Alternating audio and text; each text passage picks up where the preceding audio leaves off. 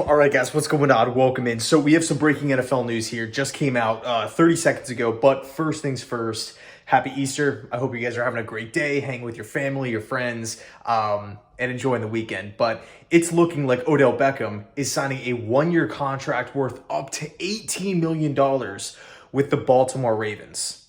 Okay, now there's two main points here that I really want to dive into. First, I think I got to be honest, I'm looking at that contract, 1 year, $18 million for somebody who's coming off a serious lower body injury, somebody who missed the entire season a year ago.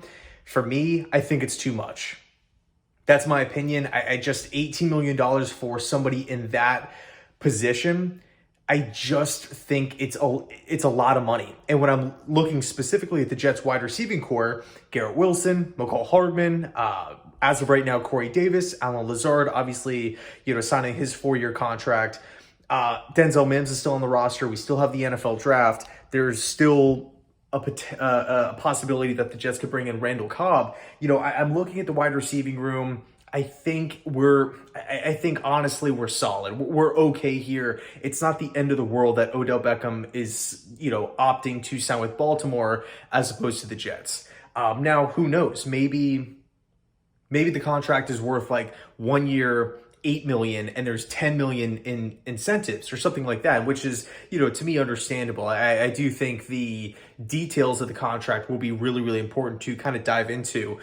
Those are obviously not released as of right now, but that's a sizable deal. That's a sizable deal. I mean, look, will Beckham make the Baltimore Ravens better? Yes. He is now the best wide receiver on the Ravens, and I think that was, a smart move for them.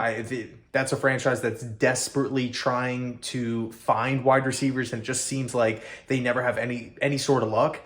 So if I am a Lamar Jackson, if I am a fan of the Ravens, I am happy with this move, because whenever you can add a guy and now all of a sudden he jumps the entire depth chart and is now, the best at the position in the room, that's always a plus. Again, it's expensive, but we don't know the fine details of the move.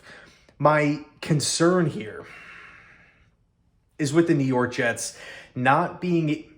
This isn't the first time.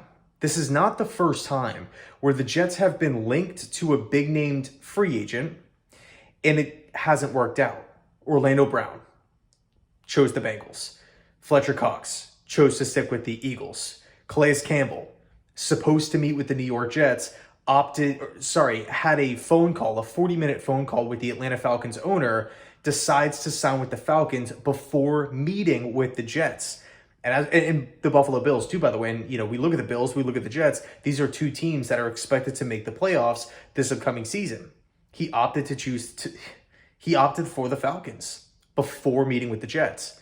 Now we have Odell Beckham Jr. supposed to meet with the Jets tomorrow and signs the deal with the Ravens. Now, what could have transpired? Maybe Beckham was super interested. Obviously, this is public knowledge. Everybody knows that Beckham was, expected to fly over to the facility and check it out, meet with the team, and a deal could have gotten done. Maybe Baltimore upped their price. Maybe Baltimore panicked and said, hey, you know what? We really need you. Here's a better offer. I doubt the offer did not change.